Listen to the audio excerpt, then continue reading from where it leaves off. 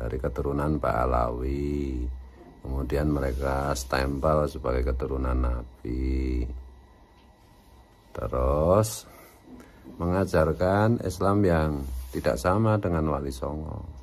Mereka mengajarkan tentang pengkultusan individu, mengajarkan tentang apa itu perbudakan dalam tanda petik. Engkau ku hargai.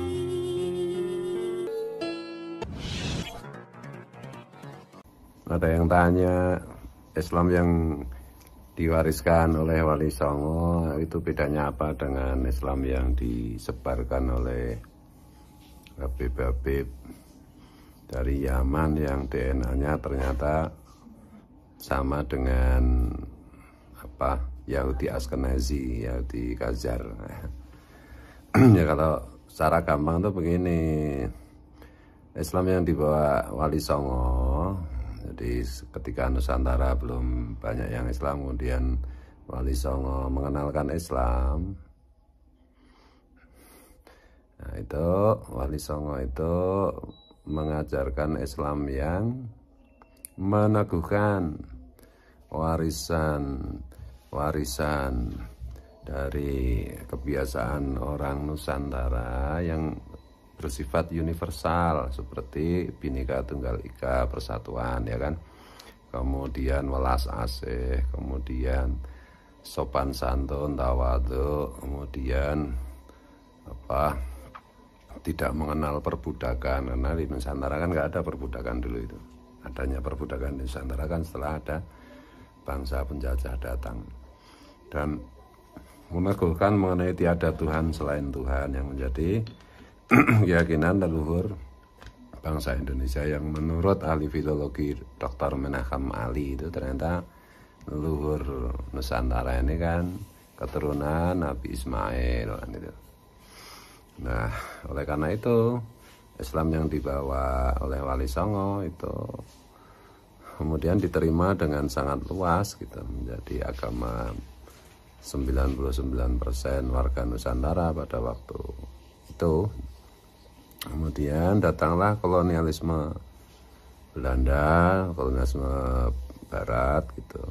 Nah, untuk menguatkan cengkraman kolonialisme itu, VOC itu mendatangkan orang-orang dari Yaman, dari keturunan Ba'alawi, kemudian mereka stempel sebagai keturunan Nabi, terus mengajarkan Islam yang tidak sama dengan Wali Songo.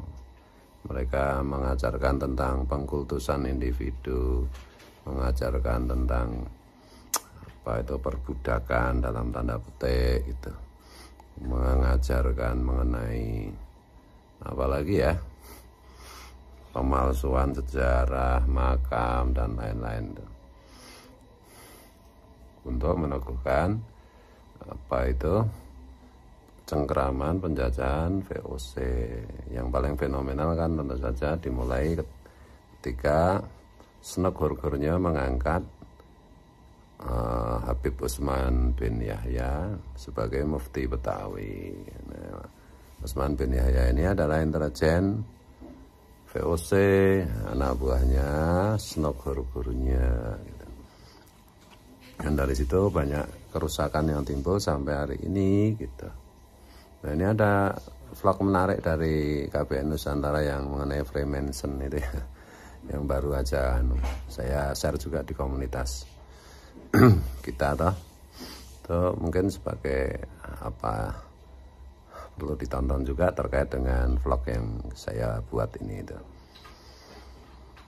Dan ya mengajarkan Islam yang menyimpang dalam tanda petik gitu. Misalnya ada ajaran gak usah haji, cukup di Yaman, siapa ziarah ke Yaman maka ada jadi wali, dan seterusnya dan seterusnya. Tapi intinya itu kata kuncinya satu aja, mereka mengaku sebagai dzurriyyat Nabi, padahal menurut kajian ilmu nasab, kitab nasab, kajian ilmu budaya, ilmu sejarah, dan apalagi ilmu DNA, mereka terbukti bukan dzurriyyat Nabi. Maka mari kita bersama-sama mengoreksi. Ya bukan benci orangnya, orang per orangnya, benci menipunya itu loh. Makanya saya bilang, saya akan percaya kepada siapa saja Habib, selagi si Habib itu mau mendeklarasikan dirinya sebagai bukan keturunan Nabi, keturunan Yahudi Askenazi gitu, di depan publik. Gitu. Kalau belum itu ya mau ngomong apa, mau NKRI harga mati, itu ya nggak percaya saya.